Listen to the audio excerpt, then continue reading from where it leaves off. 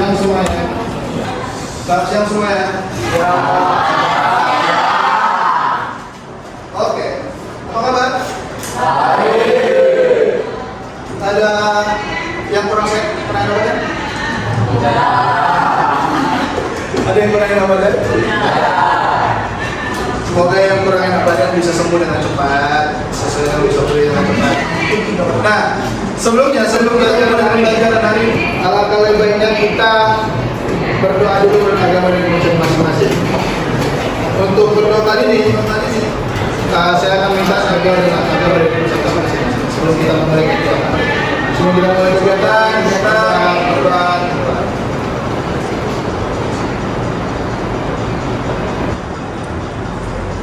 Berdoa sesaat.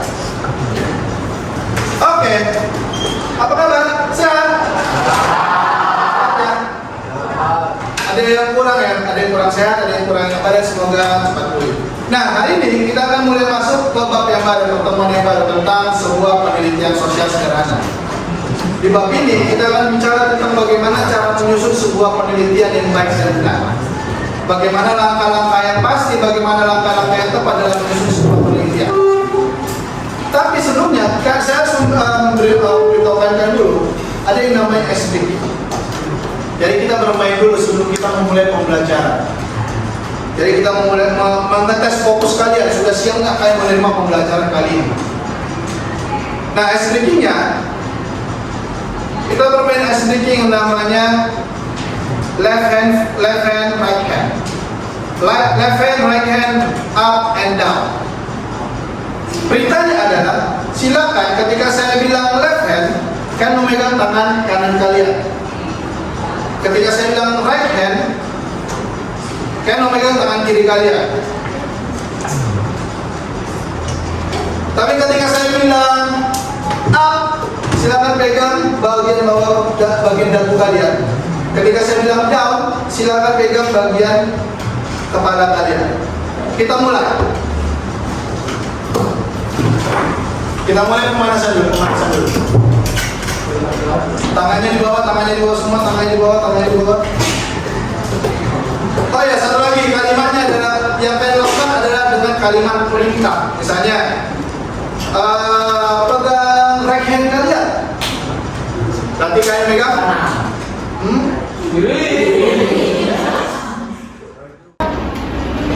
Left hand kalian. Pegang left hand kalian. Pegang left hand kalian. Pegang left hand kalian. Right hand. Left hand. Pegang. Pegang up kalian. Pegang down kalian. Pegang up kalian. Down. Pegang down up kalian. Up. Right hand. Kalimatnya apa? Nggak ada kalimat pegang kan? Pegang left hand kalian. Pegang right hand kalian. Pegang right hand kalian. Left hand. Masih ada yang gerak tadi. Pegang up kepala kalian. Ya, kan ada perintah up kepala kalian, cuma perintah up doang. Oke, terulangan bermain semua dulu. Nah, itu tadi menguji tentang bagaimana kalian bisa bersiap nggak, fokus nggak dengan apa yang akan kita lakukan pada kegiatan hari ini. Nah, pada kegiatan hari ini kita akan bicara tentang penelitian. Apa tujuannya penelitian ini? Kita akan bicara tentang apa yang diharapkan. Akan diharapkan mampu mengerti apa itu penelitian. Melalui pengertian tersebut yang diharapkan mampu mengerti apa sih yang dikatakan sebagai penelitian tadi. Kemudian siswa mengerti syarat dan manfaat penelitian. Jadi dalam penelitian ada syarat dan manfaat yang harus dilakukan atau manfaat yang didapatkan dalam kegiatan penelitian tersebut. Kemudian siswa juga mampu memahami merancang dalam menyusun kegiatan penelitian. Jadi setelah kalian mengerti apa itu penelitian, kalian mengerti apa syarat dan manfaat penelitian, dan kalian juga akan memahami bagaimana cara merancang sebuah kegiatan penelitian. Nanti saya akan membagikan menjadi beberapa kelompok.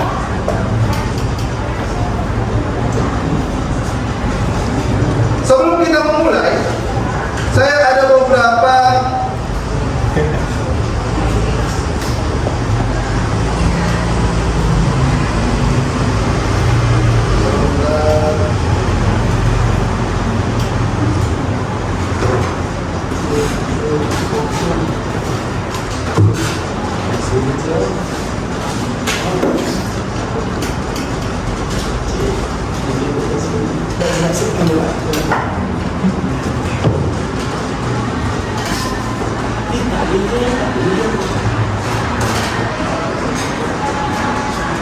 Oke, silakan scan barcode berikut. Kalian akan saya berikan scan barcode. Cara bermainnya, di sini akan ada 3 tim. Silakan kalian bergabung ke dalam tim yang mana, berafiliasi dengan tim yang mana.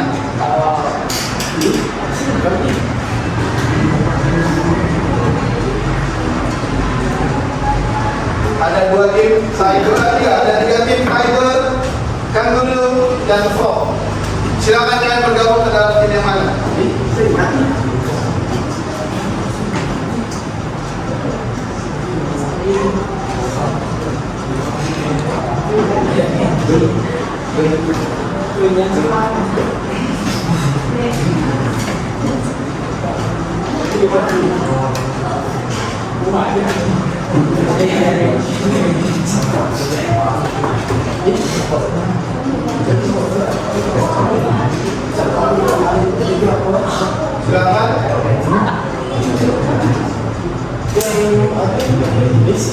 Nah, sudah.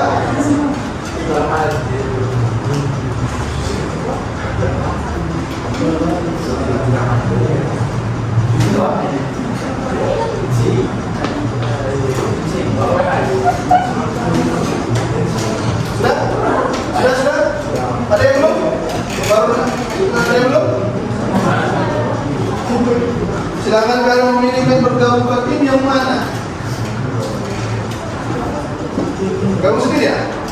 Biasanya ada yang bisa milih, ada yang gabung sendiri. Sudah? Sudah? Kita mulai.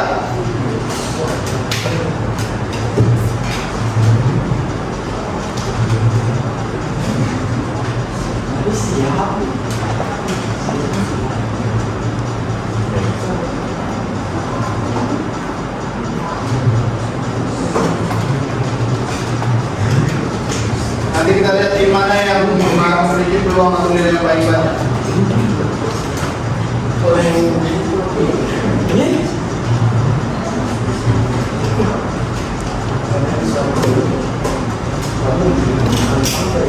Oke, semua menjawab sama ya. 18 orang menjawab true.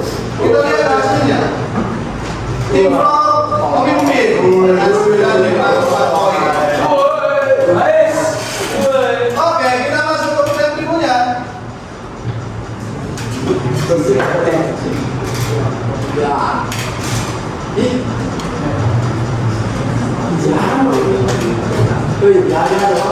Ya, 18 orang yang berarti. Skip.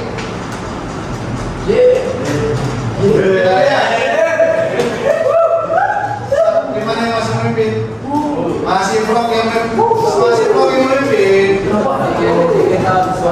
Oke.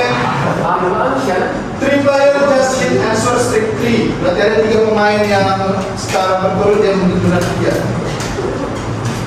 Pertanyaan berikutnya.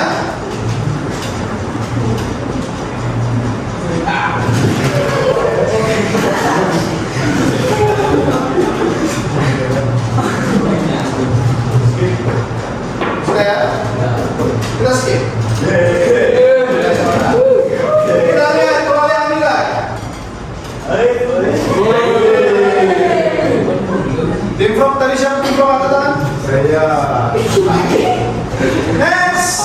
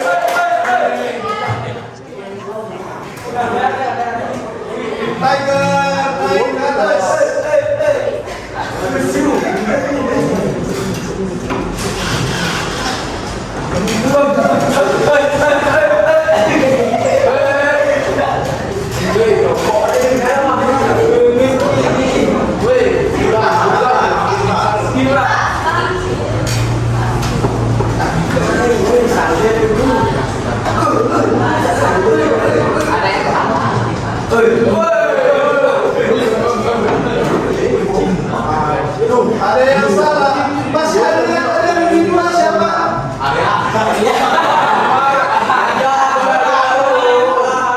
Kita lihat podiumnya. Assessment awalnya bagaimana?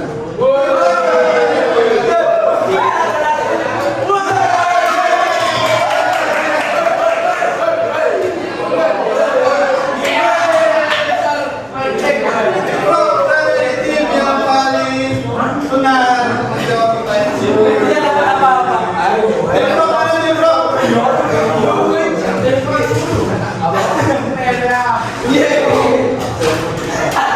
Oke, tim bro berada di podium paling atas. Tepuk tangan buat tim bro dulu.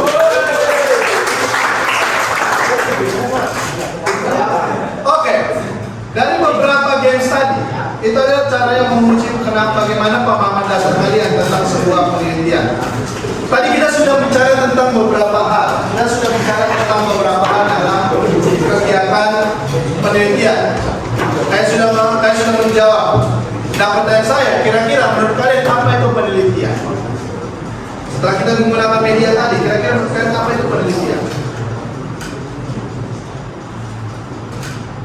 Penelitian adalah suatu proses sistematis untuk mendapatkan pemahaman yang lebih mendalam tentang Pendalaman suatu topik atau fenomena. Good job. Ada lagi? Bermakna sih terkait dengan didapatkan dengan penelitian dan pengalaman.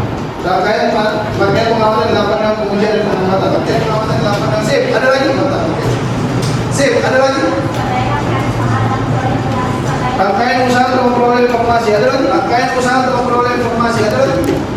Apa itu penelitian? penelitian untuk aktivitas yang memperoleh masalah yang berdasarkan hal itu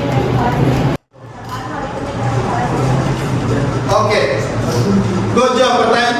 Jawaban kalian benar semua. Itu adalah pengertian dasar yang disebut dengan yang namanya penelitian.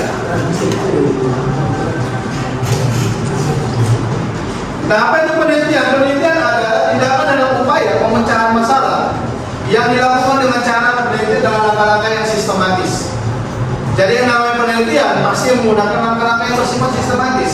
Dari A, B, C, dari kegiatan pra, kegiatan penelitian hingga kegiatan pasca penelitian tadi, semua mengalami yang namanya kegiatan secara sistematis. Tidak ada langkah-langkah yang dilalui dan tidak ada langkah-langkah yang dihilangkan satupun.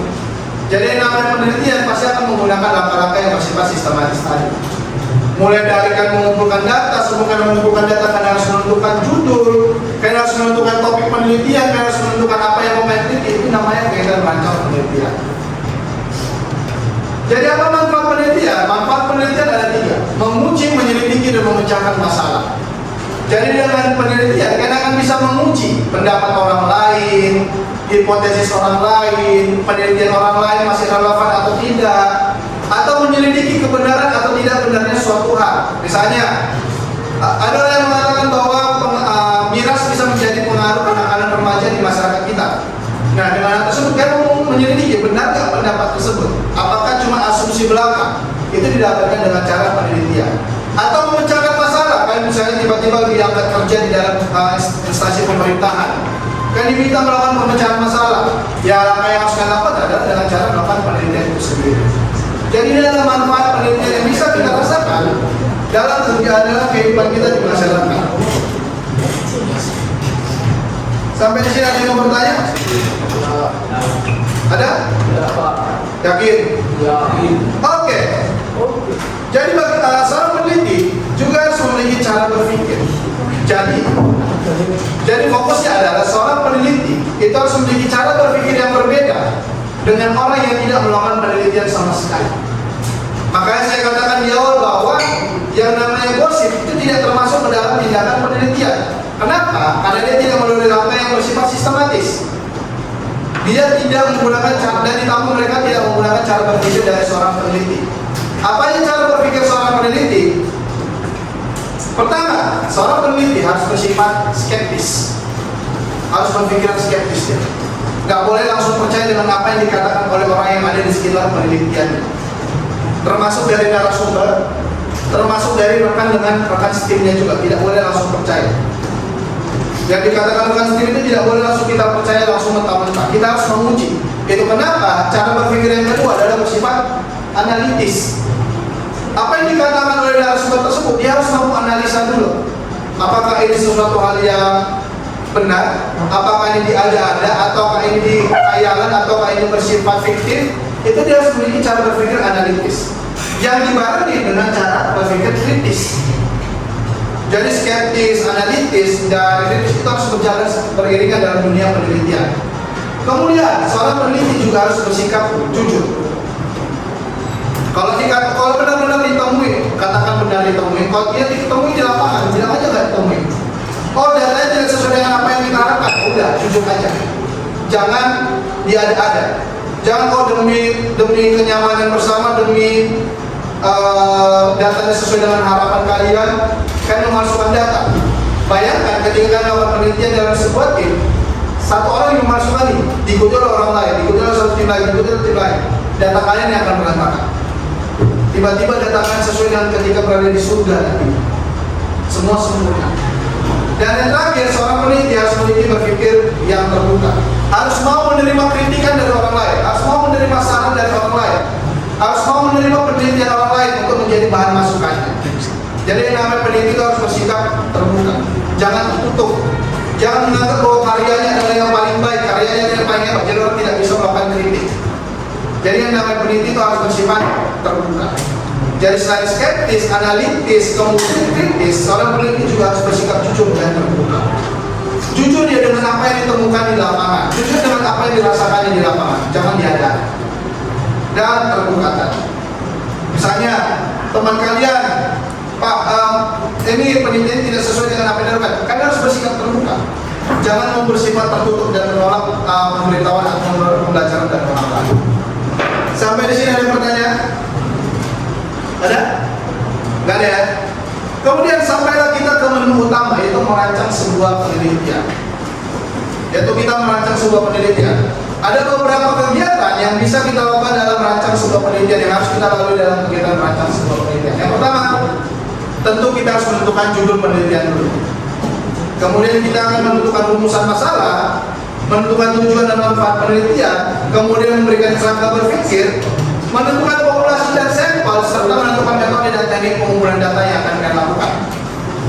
Dan itu akan kalian tentukan dalam kegiatan yang namanya kegiatan merancang sebuah penelitian. Sebelum kalian terjun berada di lapangan, sebelum kalian mengumpulkan data. Jadi ini adalah senjata awal kalian ketika kalian ingin terjun ke lapangan nanti. Satu-satu kita bahas. Yang pertama kita bahas dulu judul penelitian. Sama kayak kalian punya nama, penelitian juga perlu yang namanya nama. Nama ini bertujuan untuk memberikan gambaran garis besar tentang penelitian apa yang akan dilakukan dalam penelitian tersebut. Makanya dalam sebuah judul penelitian ada nama teknik SPOK, subjek, predikat, objek, dan keterangan.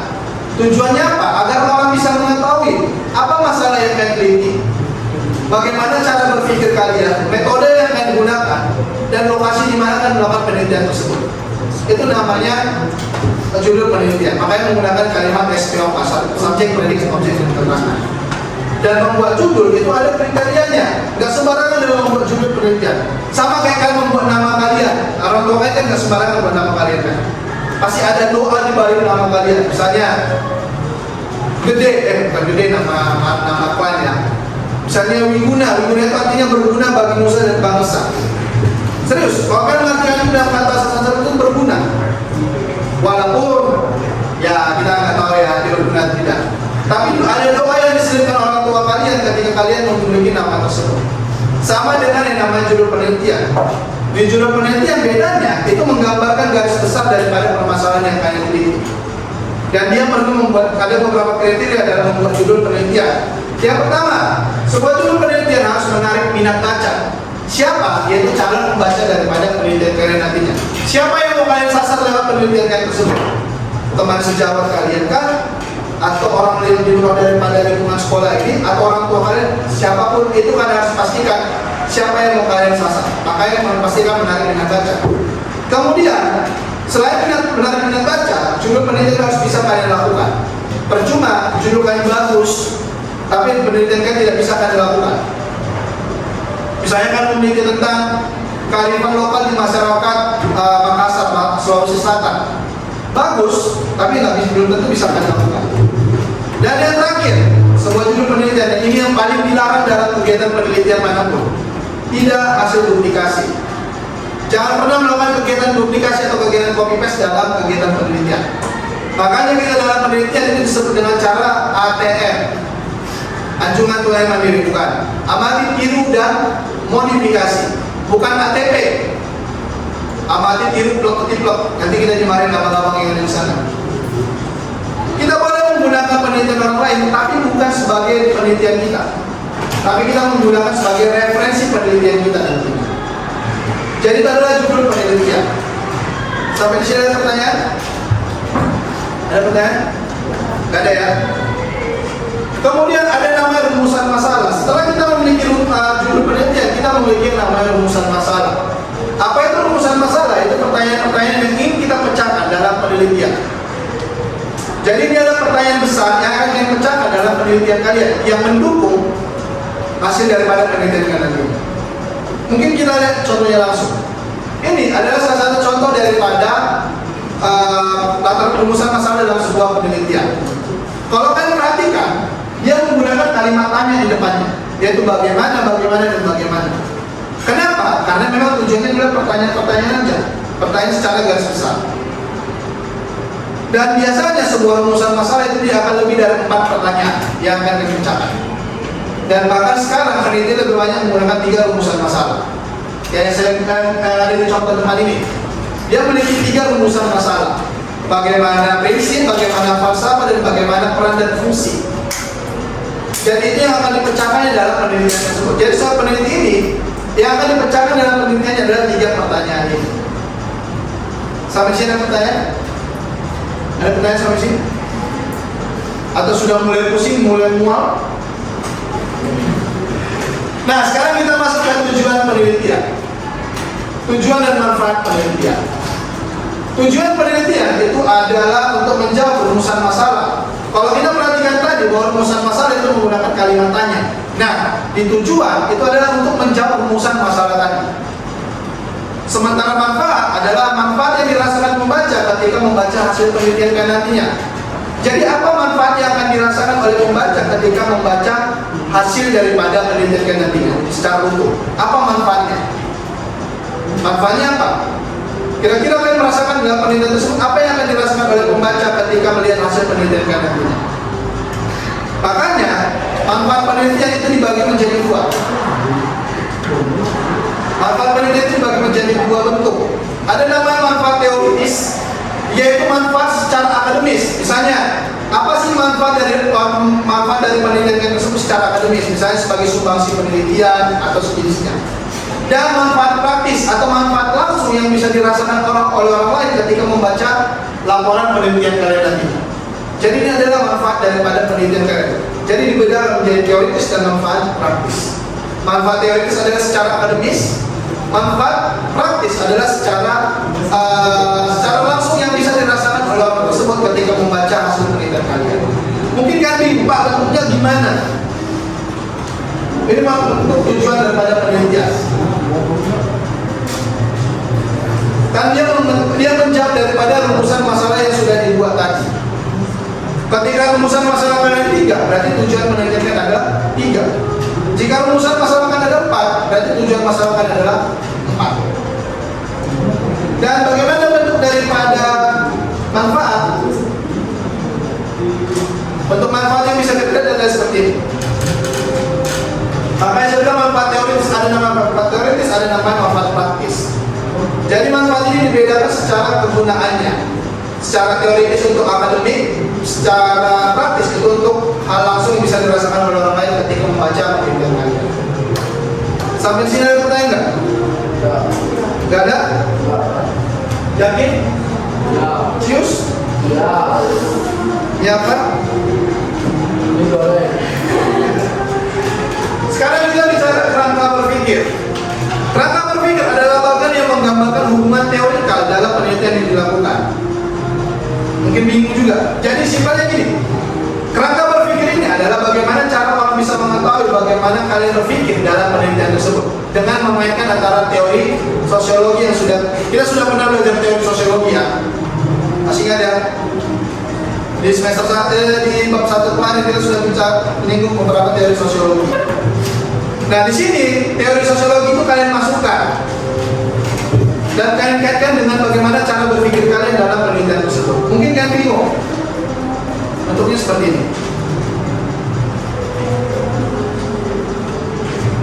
Nanti akan kita bicarakan lebih dalam lagi bentuknya seperti apa. Sampai di sini ada pertanyaan? Sampai sini ada yang mau bertanya? Gak ada ya? Oke, berikutnya kita bicara populasi dan sampel. Dalam penelitian ada namanya populasi dan sampel. Populasi adalah keseluruhan daripada orang yang ada di lapangan penelitian kalian. Misalnya kalian meneliti tentang SMA Negeri 1 Mengui. Berarti populasi penelitian kalian adalah seluruh orang yang berada di SMA Negeri 1 Mengui. Jadi keseluruhannya. Misalnya kalian meneliti tentang kelahiran yang ada di Indonesia. Berarti seluruh orang yang ada di negara Indonesia yang tinggal dan diam di negara Indonesia itu adalah populasinya. Nah, sampel adalah perwakilan daripada populasi tersebut. Karena nggak mungkin semua dari populasi tersebut kita tanyain, kita kumpulkan datanya. Jadi untuk menghemat waktu dan menghemat tenaga, kita memiliki yang namanya sampel, perwakilan daripada populasi tersebut untuk mewakili data daripada yang kita inginkan daripada populasi tersebut. Contohnya gini, saya kasih contoh misalnya. Ini ada salah satu contoh penelitian yang pernah dilakukan oleh seorang peneliti. Judulnya adalah peran nilai-nilai dari Natolu pada masyarakat Batak Toba di perantauan di kota Semarang. Kita lihat dulu, yang kita bedah dari kasus tersebut. Yang mana yang bisa dikatakan sebagai populasi? Yang bisa dikatakan sebagai populasi adalah populasi adalah masyarakat Batak Toba yang ada di kota Semarang. Jadi populasinya adalah seluruh masyarakat Batak Toba yang ada di kota Semarang. Nah, sampelnya itulah orang-orang yang mewakili yang dirasa sebagai masyarakat Batak, diambil satu persatu orang itu menjadi sampel. Gunanya apa? Untuk menghemat tenaga daripada si peneliti untuk mengumpulkan data. Jadi nggak mungkin semua orang Batak yang ada di kota Semarang diambilnya datanya, nggak mungkin. Jadi perlukan atau perwakilan untuk mengumpulkan data yang dianggap untuk mewakili data-data yang diharapkan daripada penelitian tersebut. Itu namanya sampel. Jadi sampel ini digunakan untuk mewakili daripada populasi tersebut. Sampai di sini ada pertanyaan? Nggak ada? Nah, bagaimana cara menentukan sebuah sampel? Ada 3 cara yang bisa kita lakukan dengan cara pengambilan sampel di dalam penelitian. Ada namanya random sampling. Kalian pernah nggak melihat orang menanya secara acak? Itu namanya random sampling. Jadi dia selagi itu merupakan bagian atau lokasinya masih berada di lokasi penelitian, selagi itu adalah anggota di dalam lokasi penelitiannya, dia bertanya secara acak, itu namanya random sampling. Jadi dia bertanya secara acak dengan orang yang berada di lingkungan penelitian tersebut. Dan biasanya peneliti pemula itu menggunakan cara random sampling. Kemudian ada namanya stratified sampling atau sampel yang bertingkat. Misalnya ini bisa dilakukan dengan ketika kalian mengunjungi suatu tempat yang memiliki organisasi atau struktur organisasi. Diambillah perwakilan dari setiap struktur tersebut untuk menjadi data atau sumber datanya. Itu namanya stratified sampling. Misalnya, kalian meneliti tentang masyarakat yang ada perilaku di masyarakat SMA Negeri 1 Mengui. Di SMA Negeri 1 Mengui kan ada kelas 10, kelas 11, dan kelas 12. Gak mungkin semua kelas 10 kan ambil datanya. Jadi kan ambil tiap tingkat tersebut. Dari kelas 10 berapa, dari kelas 11 berapa, dari kelas 12 berapa, untuk mewakili daripada masing-masing tingkatan tersebut. Itu namanya stratified sampling. Jadi dari masing-masing tingkatan tersebut kan ambil sampelnya untuk mewakili data. Itu namanya stratified sampling. Dan terakhir ada namanya snowball sampling atau teknik sampling yang menggunakan cara bola salju. Tahu bola salju ya? Tahu ya? Bola salju kalau dia semakin mendidih, apa yang terjadi? Semakin besar. Begitu juga dengan namanya snowball sampling. Kalian mulai dari satu orang, kemudian setelah itu kalian mengambil, kalian lanjut ke 2 orang, 3 orang, 4 orang, dan begitu juga seterusnya. Ini namanya snowball sampling. Jadi kalian mengambil itu semakin banyak, dari 1 orang, jadi 4 orang, 5 orang, dan 10 orang, dan seterusnya. Begitu seterusnya. Itu namanya snowball sampling. Dan biasanya yang dilakukan oleh peneliti pemula, kalau nggak random itu menggunakan snowball. Tapi pada saya menggunakan cara random sampling tadi, itu akan memudahkan kalian untuk menggunakan atau memahami kalian, memudahkan kalian untuk mengambil sampling data. Jadi kalian mengambil secara acak. Jadi selagi itu merupakan bagian daripada lokasi penelitian kalian, maka itu kalian ambil dari secara acak. Itu namanya random sampling. Sampai sini ada pertanyaan? Yakin? Cius? Oke. Selanjutnya adalah metode dan teknik pengumpulan data. Metode itu adalah bentuk penyelidikan data yang kalian lakukan. Jadi ini adalah cara kalian memecahkan masalah, itu namanya metode penelitian. Sementara teknik adalah cara dalam upaya pengumpulan data. Bedakan ya. Metode adalah bagaimana kalian membentuk penelitian kalian. Teknik itu adalah bagaimana cara kalian mengumpulkan data. Dan metode itu dibagi menjadi 2. Metode kuantitatif dan metode kualitatif. Metode kuantitatif adalah metode dengan cara menggunakan hitungan atau rumus matematika. Jadi kan memecahkan masalah dengan cara menggunakan rumus atau menggunakan metode matematika. Sementara kualitatif itu kan menggunakan susunan kata atau menggunakan kalimat deskriptif untuk memecahkan kalimat-kalimat. Jadi setelah ini, saya harap kalian sudah mulai menentukan bagaimana sih teknik yang metode yang akan kami gunakan dalam pengumpulan data. Dan ada namanya teknik. Teknik ini adalah cara. Dan cara penelitian itu bisa kita lakukan dengan 3 cara: wawancara, observasi, dan kuesioner atau angket. Siapa yang tahu apa bedanya wawancara dan observasi? Ada yang tahu? Apa bedanya wawancara dan observasi? Apa menurut kalian itu sama semua? Apa itu wawancara, apa itu observasi?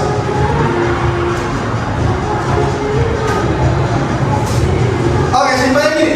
Wawancara adalah ketika kalian melakukan teknik tanya jawab langsung dengan narasumber kalian.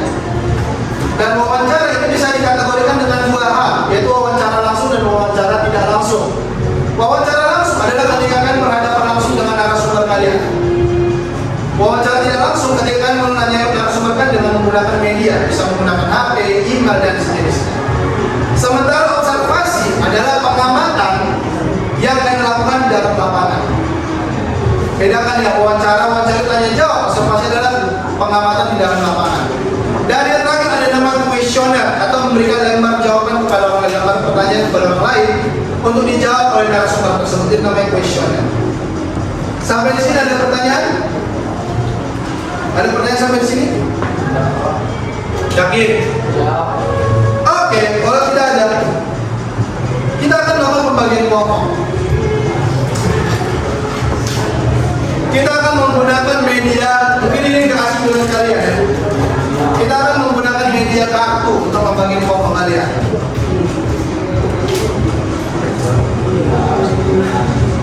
Di sini ada 5 kartu yang akan kita gunakan. Ada 5 kartu yang akan kita gunakan untuk menentukan kelompok. Cara sederhananya adalah ketika kalian mendapatkan angka, itu adalah kelompok yang sesuai dengan kalian atau kelompok yang kalian dapatkan. Sampai sini ada pertanyaan? Oke, silakan 5 orang pertama untuk maju ke depan. 5 orang pertama. 5 orang pertama untuk maju ke depan. Silakan 5 orang pertama. 5 orang pertama, 5 orang pertama, 5 orang pertama, 5 orang pertama. Tahan dulu yang berada di situ. 1 orang lagi. Oke, silakan dibuka kartu kalian.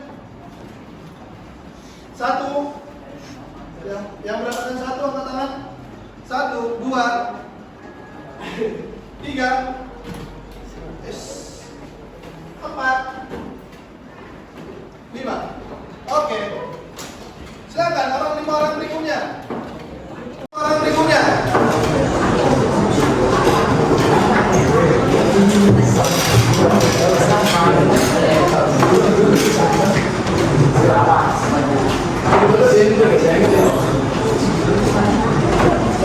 Oke, silakan yang berbuka bersamaan. Satu, dua, tiga, empat, dan terakhir 5. Berikutnya yang belum dapat, silakan maju ke depan.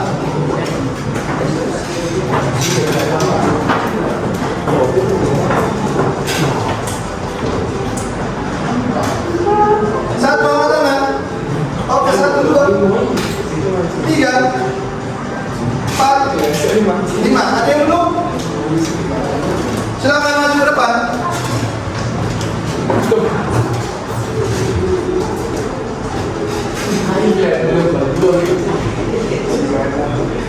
Oke, silakan dibuka. 2, 4, dan 5. Oke, ada yang belum? Oke. Yang dapat angka kelompok 1 angkat tangan. 1, 2, 3, 4, 5. Oke, silakan bentuk kelompok kalian.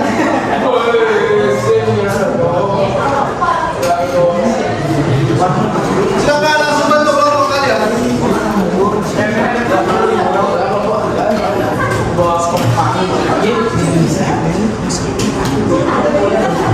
Ini mana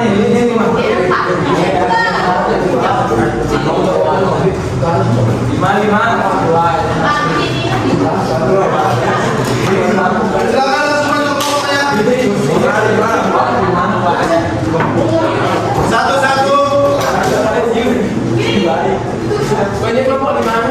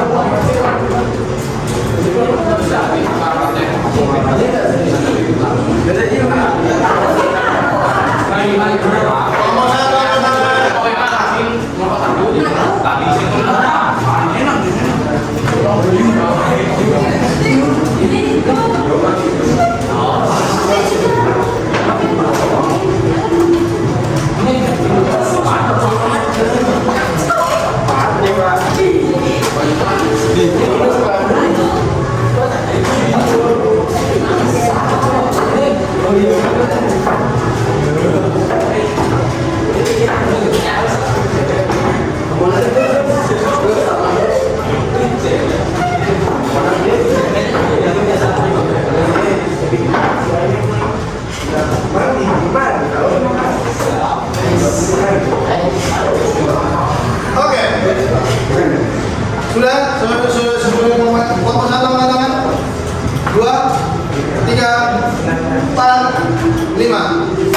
Oke. Hari ini kita akan melakukan kegiatan diskusi kelompok kalian. Nah, di kelompok ini tugas kalian adalah kita akan merancang sebuah penelitian.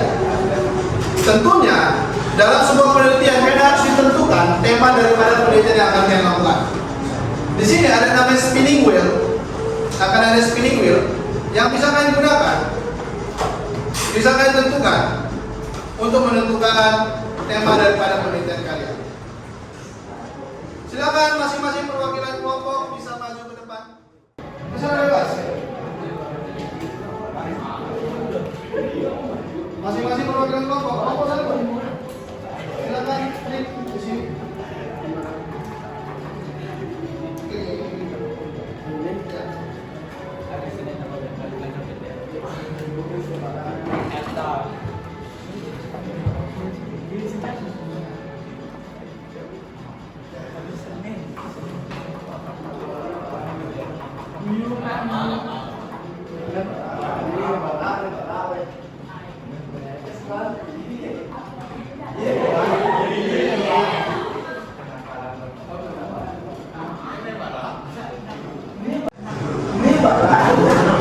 Oke, kelompok 1 mendapatkan tema penangkaran remaja.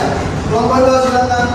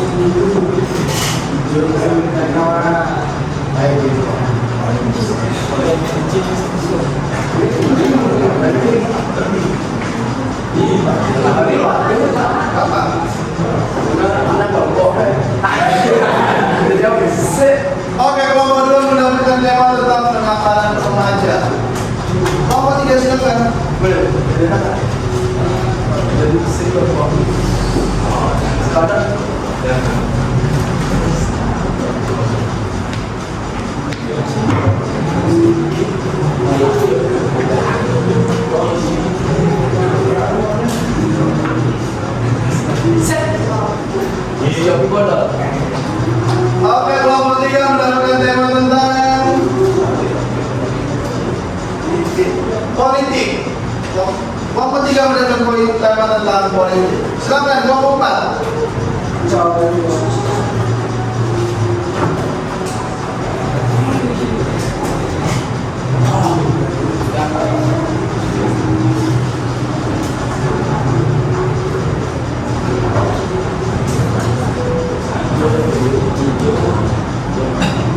Oke, kelompok 4 mendapatkan tema tentang pendidikan. Silakan nomor.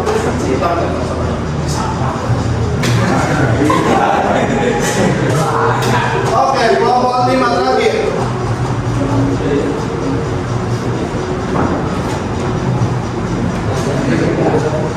Kelima, apakah mendapatkan tema yang lain?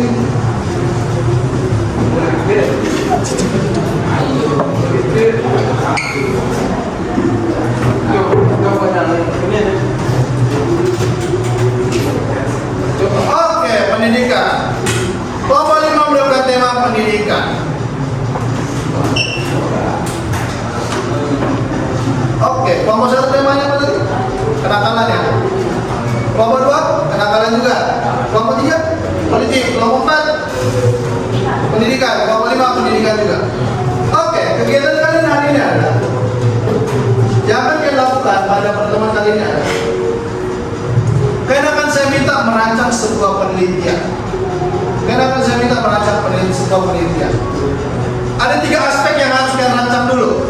Yang pertama judul, rumusan masalah, kemudian metode serta teknik pengumpulan data yang akan kalian lakukan. Jadi 3 hal itu dulu yang akan kita bicarakan. Jadi kita bicarakan judul, kemudian rumusan masalah, dan kemudian kita akan bicara dengan yang namanya metode serta teknik pengumpulan data. Jadi silakan kalian susun judul penelitian kalian apa, rumusan masalah yang mau kalian ambil, kemudian metode dan teknik pengumpulan data seperti apa yang mau kalian lakukan. Silakan kerjakan di kertas lampiran. Dan ambil kertas lampiran kalian. Silakan ambil kertas lampiran kalian. Nanti ketika hasilnya sudah final, ketika hasil diskusi kalian sudah final, silakan tulis di kertas yang sudah saya bagikan. Oke?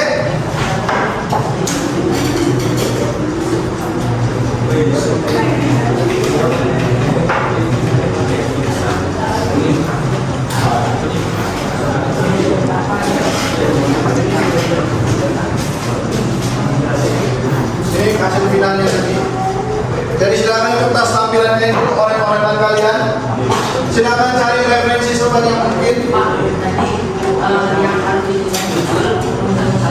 Sama metode dan teknik pengumpulan data.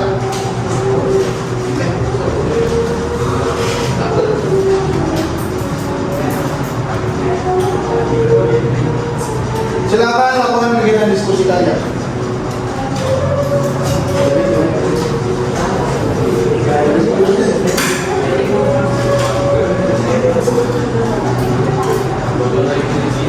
Silakan.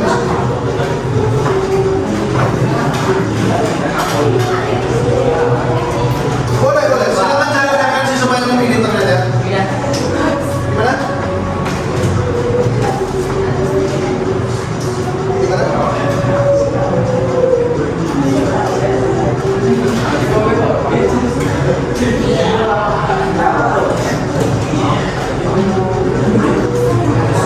Silakan diskusi.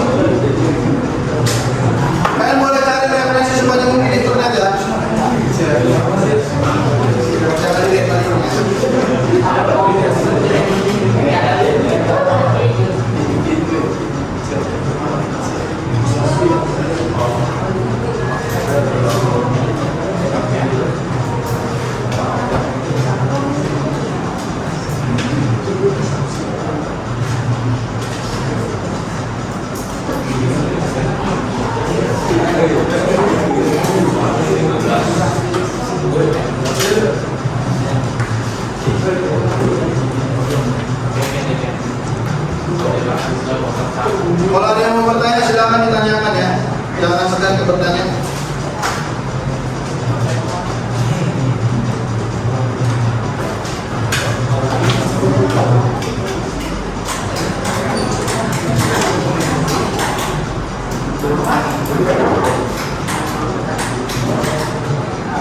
Ya. Nama anggota kelompok beserta dengan kelompok berapa dan dia dapat tema kelompoknya.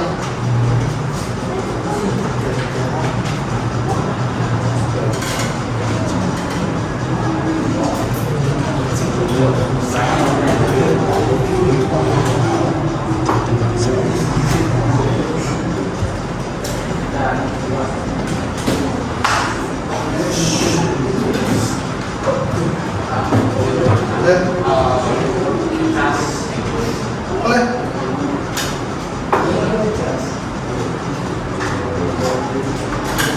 Ada colokan itu sana.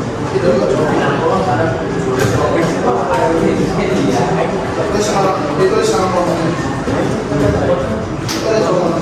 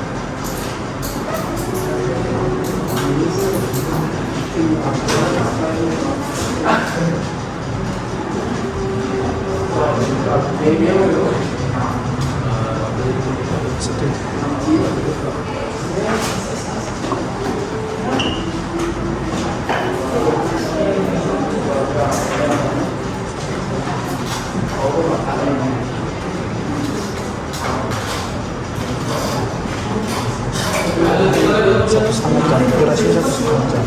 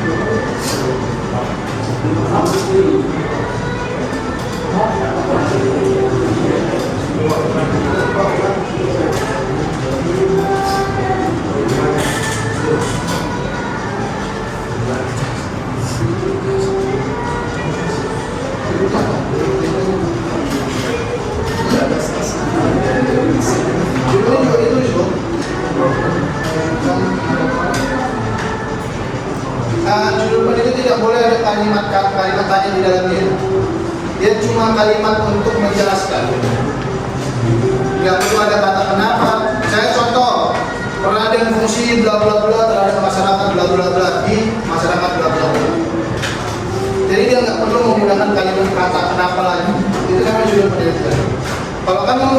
kalimat kenapa atau kalimat tanya lain itu yang bisa gunakan di rumusan masalah.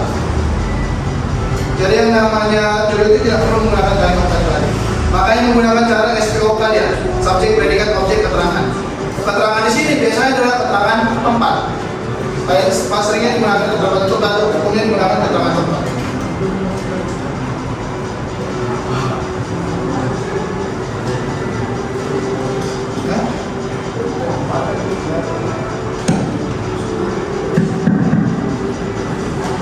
Diberitahukan kepada seluruh siswa yang mendapat tugas piket di kelas supaya membuang sampahnya ke tempat sampah yang berada di halaman sekolah. Sekali lagi kepada seluruh siswa yang mendapat tugas piket supaya membuang sampahnya ke tempat sampah yang berada di lapangan sekolah. Terima kasih.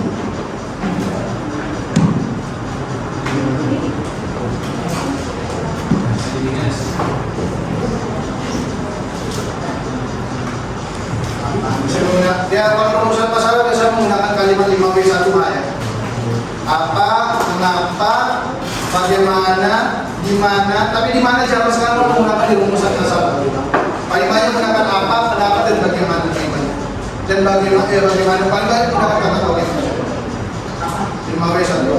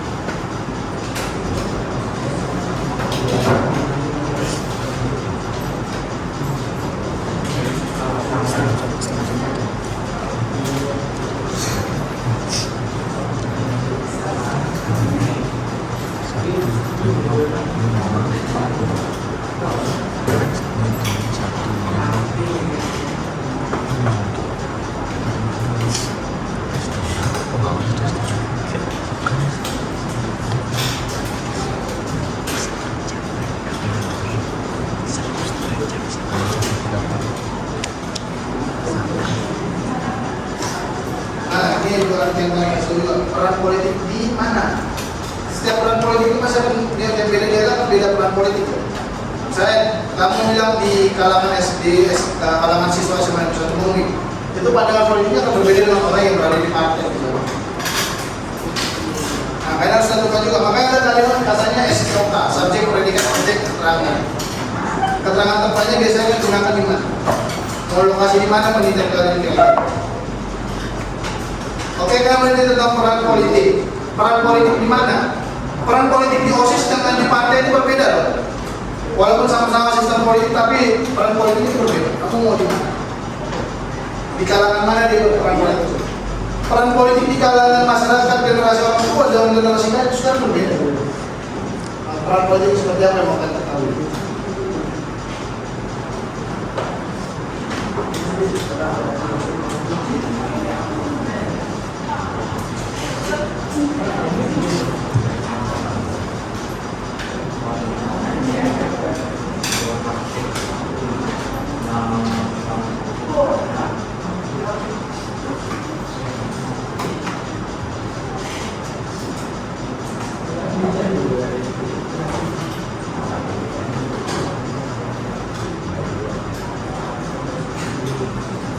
Sekolah mana? Mana? Iya, harus spesifik lokasinya mau di mana. Misalnya di desa Mengui, di desa ada Mengui Tani, di sekolah desa mana Satu Mengui itu spesifik. Karena beda lokasi, biasanya kan beda temuan kasus juga yang akan ditemukan di lapangan. Harus spesifik ya.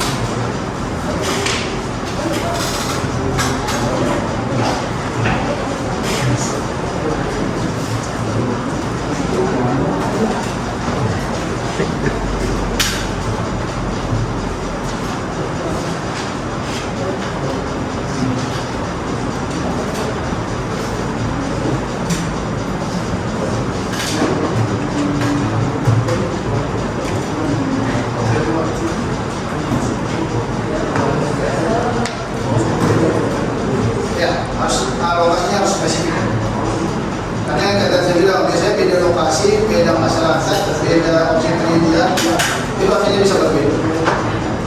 Saya kayak gini, kamu mau nanya tentang pandangan politik ini di kalangan remaja dengan di kalangan orang tua itu pasti akan berbeda.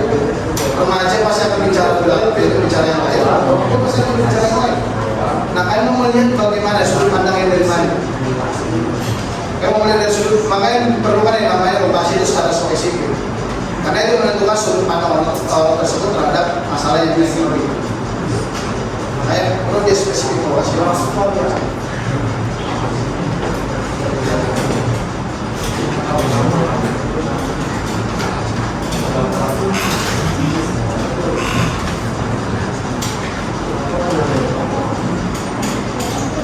Desa.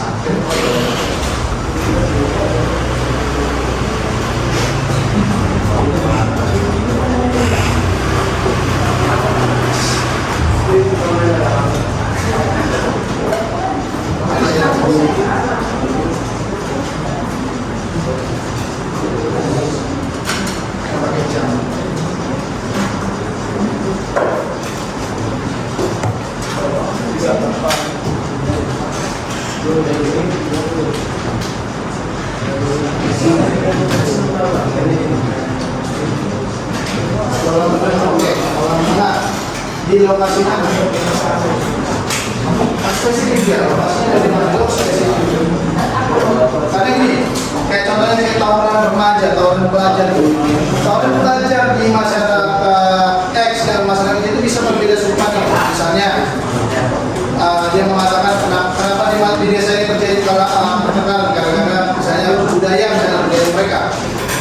Ada di sana karena dendam politik atau dendam yang lain, kan berbeda. Makanya harus spesifik ya lokasinya gitu. Siapa yang pakai lokasi pasti di mana dia terus spesifik. Nggak boleh dia itu nggak boleh mau saya sekolah menengah mana di lokasi itu. Karena beda lokasi akan beda sudut pandang juga. Tapi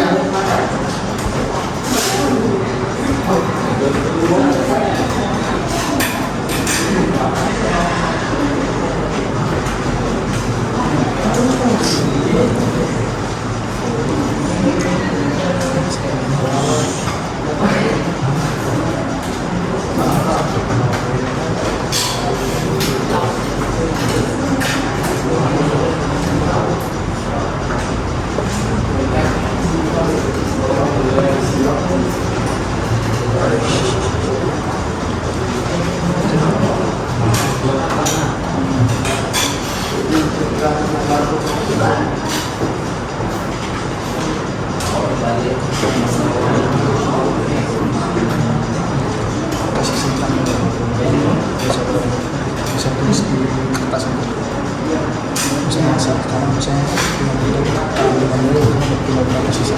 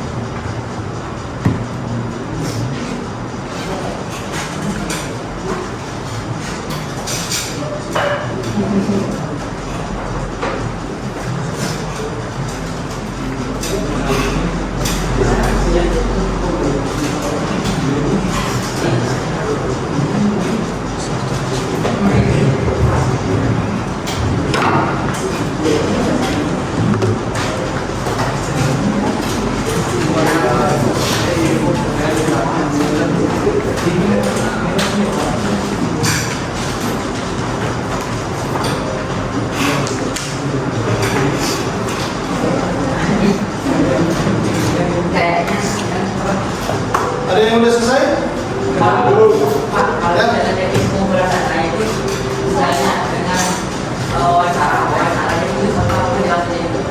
dengan wawancara aja. Dengan wawancara dengan apa?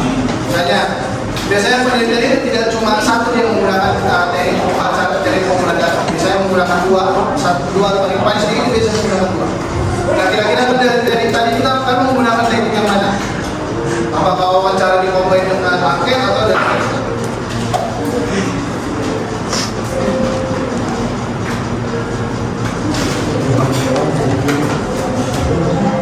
ada yang sudah selesai? Ada yang sudah selesai?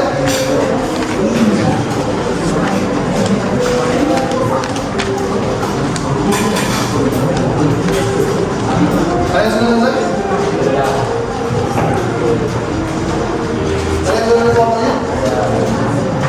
Oke, kalau sudah selesai, saya mau dong presentasi singkatnya.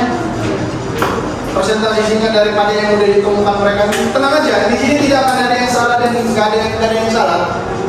Kita akan perbaiki jika ada yang kita rasa kurang baik atau kurang lengkap ya. Kita akan perbaiki. Silakan ada yang mau mencoba presentasikan. Perwakilan dari kelompok kajian. Ada?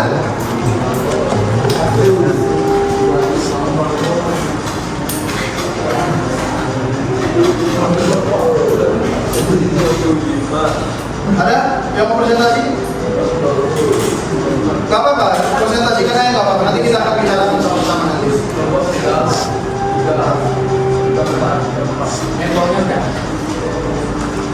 Kelompok juga udah? Belum? Kelompok 3? 4? Belum ya?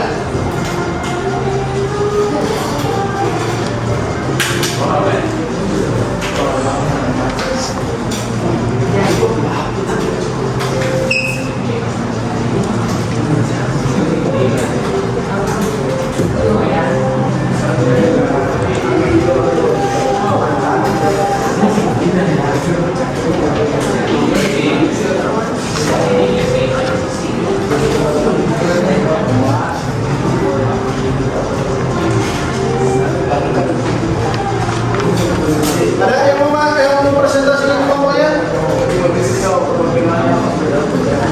Yang dipresentasikan adalah judul yang digunakan, judul yang diangkat, terus rumusan masalah apa yang digunakan dan metode serta teknik pengumpulan data yang seperti apa yang mereka gunakan. Tenang, ini tidak ada yang salah, tenang aja. Kita akan perbaiki kalau misalnya kurang tepat, kita akan perbaiki sama-sama.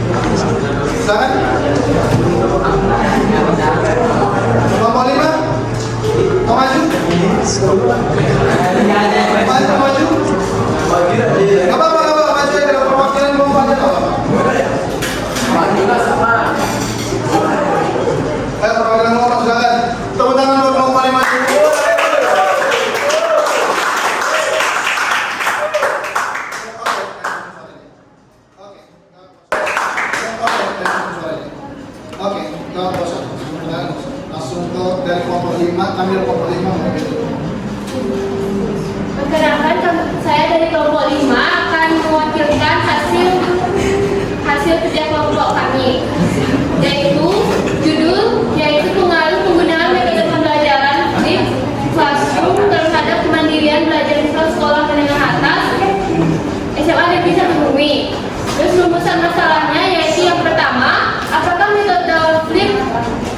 berpengaruh signifikan terhadap kemandirian belajar siswa. Yang kedua, bagaimana siswa merespon metode pembelajaran flipped classroom. Yang ketiga, apa saja tantangan yang dihadapi guru dan siswa dalam penerapan flipped classroom. Terus yang ketiga ada metode penelitian. Metode penelitian yang kami gunakan yaitu metode kuantitatif dengan pendekatan eksperimen. Terus yang terakhir ada teknik pengumpulan data yang kami gunakan yaitu kuesioner, observasi, dan wawancara. Oke, teman-teman, buat mereka kelompok kelima. Terima kasih.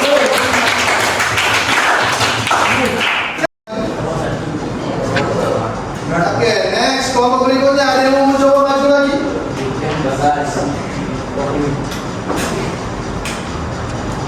Ada yang mau mencoba maju? Ayo, kelompok 3. Kelompok 3. Kelompok 4 ya? Kelompok 4, boleh maju? Oke, teman-teman, berkelompok 4.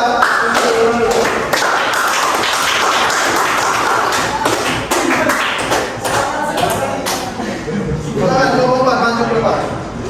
Selamat siang. Saya yang mewakilkan dari kelompok 4 akan menpresentasikan tentang tema pendidikan dengan judul alasan mengapa siswa SMP masih belum berapa siswa SMP masih belum bisa membaca. Latar belakang dari masalah ini adalah belakang ini ada sebuah media, ada sebuah berita dari sebuah media sosial yang menyatakan bahwa beberapa siswa SMP yang mungkin di luar sana itu masih belum bisa membaca. Meskipun sudah SMP, masalah ini membuat guru-guru kerepotan karena harus mengajarkan murid di luar jam pelajaran. Masalah dari masalah ini adalah apa penyebab siswa masih bukan udah besar ya, kemudian kami tidak gerak mereka harus menjaga ini.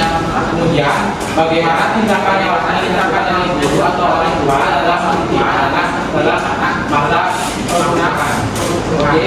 Oke, ini kami gunakan adalah kami karena kami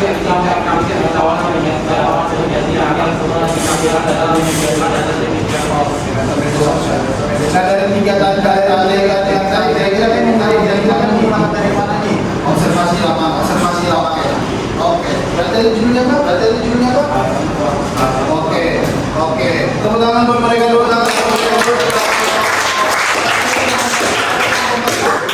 Oke, masukan untuk kelompok 4. Kelompok yang diminta adalah kan menyusun judul. Itu belum masuk ke dalam kategori yang judul. Itu masih background story kenapa kalian mengambil masalah tersebut. Judul itu misalnya gini, peran dan fungsi orang tua terhadap tingkat buta huruf di masyarakat, bla bla bla misalnya. Di sini kita lihat bahwa jelas masalahnya adalah bagaimana pengaruh orang tua, pendidikan orang tua dengan tingkat buta huruf di remaja sekolah tersebut di masyarakat, bla bla bla bla. Nah, itu cuma alasan apa background story kan karena bla bla bla karena jurusan itu karena ada beberapa media massa yang beberapa waktu kemarin mengatakan bahwa banyak anak SD yang merupakan tingkatan SMP itu masih ada yang belum bisa membaca dengan lancar. Nah, mereka mengambil itu. Nah, itu bukan belum menjadi sebuah judul. Itu masih sebuah alasan background story kenapa kamu mengambil judul tersebut, mengambil penelitian tersebut. Bisa kamu melihat peran dan fungsi orang tua atau peran dan fungsi sekolah terhadap tingkat kesuksesan membaca atau tingkat buta huruf di masyarakat, bla bla bla. Itu baru sebuah judul. Makanya namanya SPOK, subjek pendidikan dan objek dan keterangan. Itu ya masukan. Oke, kelompok terakhir ada nggak yang maju?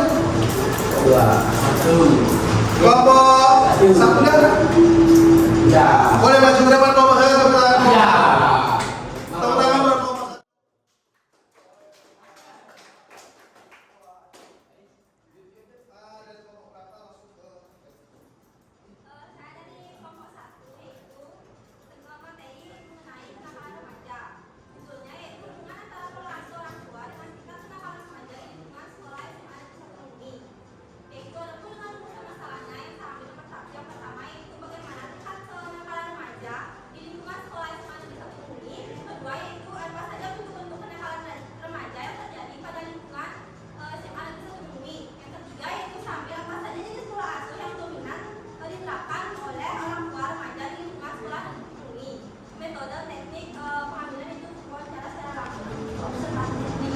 Oke, wawancara dan observasi di tempat. Tadi sudah berapa?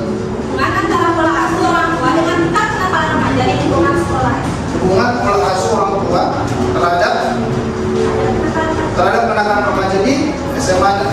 pada itu satu. Oke, teman-teman berkumpul satu. Jelas ya bedanya ya.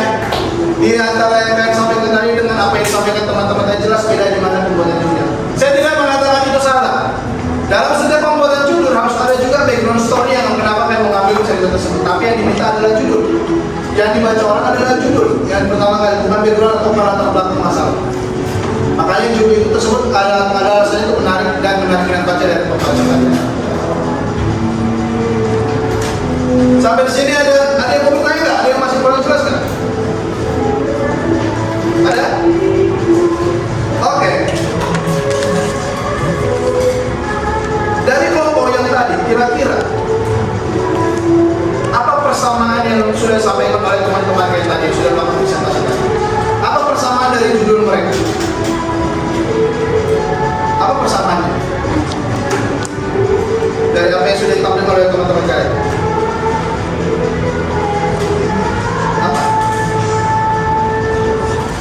Apa persamaannya kira-kira?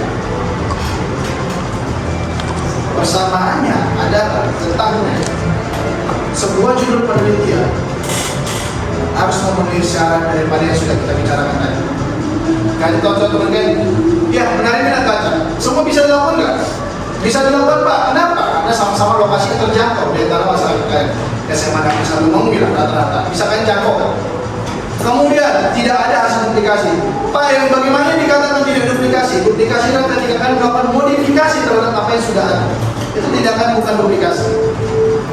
Jadi yang kalian lakukan tadi itu tidaklah salah, tidak menyalahi aturan, tapi perlu diperbaiki lagi. Sampai di sini ada yang mau bertanya nggak? Ada yang masih kurang jelas gitu dengan bagaimana cara menyusun judul, bagaimana merumusan masalah, bagaimana membuat sebuah metode dan bentuk sebuah teknik. Masih ada pertanyaan? Jelas ya?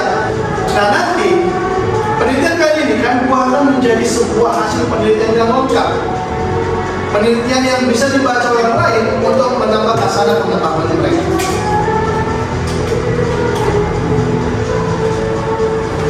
Nah, untuk penutup hari ini, pertanyaan saya adalah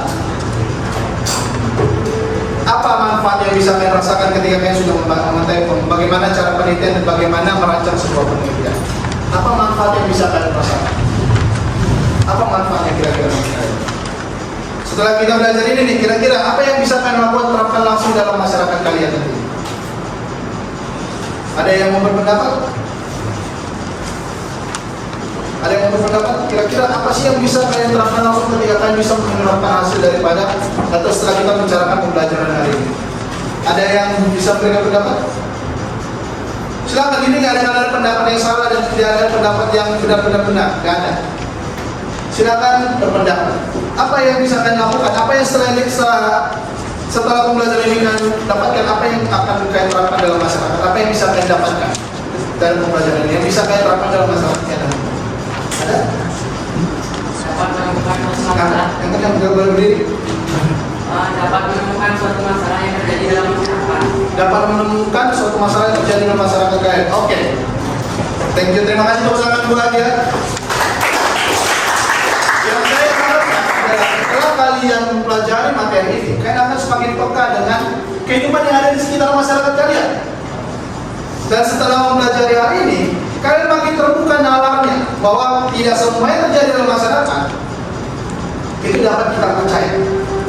Perlu namanya tindakan penelitian, perlu namanya tindakan pengambilan data, perlu namanya tindakan yang bersifat komprehensif untuk membuktikan kebenaran yang terjadi dalam masyarakat tersebut. Oke, ada lagi? Apa yang kira-kira bisa kalian dapatkan dan bisa kalian lakukan realisasikan dalam masyarakat setelah mempelajari pembelajaran hari ini? Ada lagi? Kira-kira apa lagi yang bisa kalian tangkap atau yang bisa kalian dapatkan dari pembelajaran hari ini? Ada? Silakan berpendapat apa? Berpendapat sebebas mungkin. Ada? Ada? Ada lagi yang mau berpendapat? Berpendapat apa? Mungkin setelah ini Pak, setelah ini saya yang bisa saya terapkan adalah saya menjadi seorang peneliti di dalam masyarakat. Saya bisa melakukan penelitian sederhana tanpa menuntut saya jadi ahli misalnya. Jadi menjadi seorang peneliti itu tidak perlu menunggu kalian menjadi seorang ahli aja. Kalian ketika kalian sudah mengetahui bagaimana cara merancang, diharapkan ketika kalian berada di lapangan nanti, ketika kalian berada di lapangan menjadi seorang peneliti, kalian dapat menerapkan hasil rancangan kalian tersebut sesuai dengan apa yang kalian harapkan. Dan berikutnya, mungkin setelah kalian belajar ini, kalian akan melatih mental kalian bahwa oh ternyata untuk mengumpulkan data di lapangan itu tidak boleh sembarangan. Ada tahapan perancangannya dulu. Mulai dari membuat judul, menentukan rumusan masalah, manfaat, tujuan, dan lain-lain. Ada hal yang harus kalian penuhi dalam membuat sebuah penelitian. Jadi itu yang harus kalian harapkan dalam sebuah penelitian. Nah, untuk pertemuan kita minggu depan, saya harapkan kalian langsung membentuk kelompok sesuai dengan sudah kita bagi pada hari ini. Kalian langsung membentuk kelompok kalian sesuai dengan apa yang sudah kita bagi pada hari ini. Dan minggu depan kita akan mulai membahas bagaimana cara merancang atau membuat laporan penelitian. Dan setelah kegiatan ini, kalian sudah saya perkenankan untuk melakukan kegiatan pengumpulan data sesuai dengan apa yang sudah kalian rancang di dalam perancangan kegiatan penelitian kalian. Dan pesan saya, jangan menjadi peneliti yang sok tahu. Ingat, di lapangan kita yang belajar kepada narasumber, bukan narasumber yang belajar ke kalian.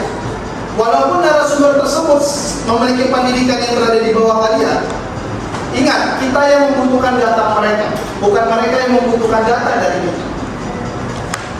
Jadi saya tekankan sekali lagi, dalam sebuah penelitian harus ada berpikir yang tadi sudah kita bicarakan, skeptis, analitis, kritis, kemudian kalian mampu bersikap jujur dan bersikap terbuka. Hal ini akan memunculkan yang namanya attitude atau sikap daripada seorang peneliti. Jadi peneliti itu tidaklah mudah, tapi tidaklah mustahil untuk kalian lakukan. Jadi pesan saya adalah jangan jadi peneliti yang sok tahu di dalam lapangan. Ingat, kalian yang belajar, bukan mereka yang belajar. Sampai di sini ada yang mau bertanya?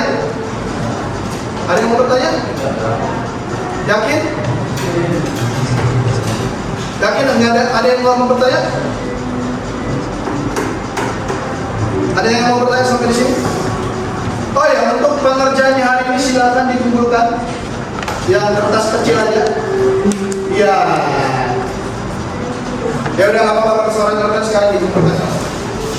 Sebagai portofolio kalian untuk pekerjaan.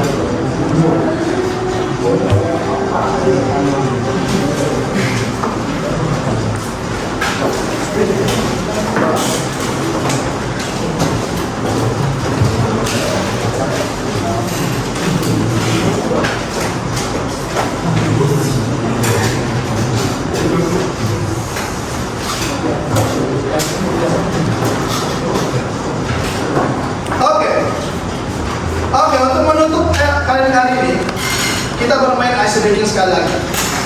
Ice breakingnya adalah bumi itu bulat. Kalian harus berpikir, bumi itu bulat.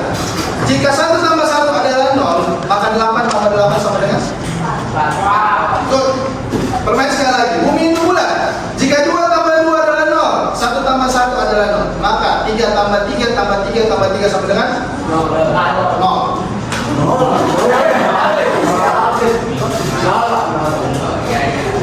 Oke, terakhir, jika bumi ini bulat, jika 1 tambah 1 sama dengan 0, 1 tambah 0 sama dengan 1, maka 3 tambah 300 sama dengan 2.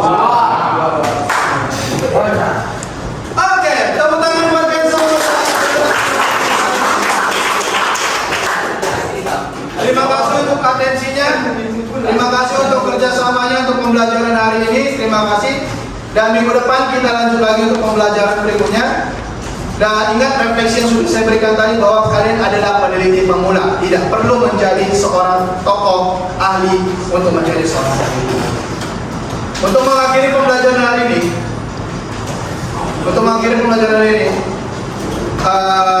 kita buka dengan doa. Mari kita tutup dengan doa.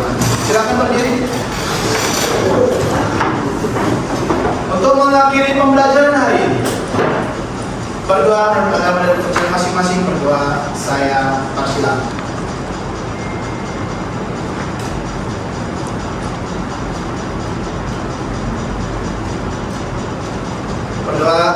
Selesai.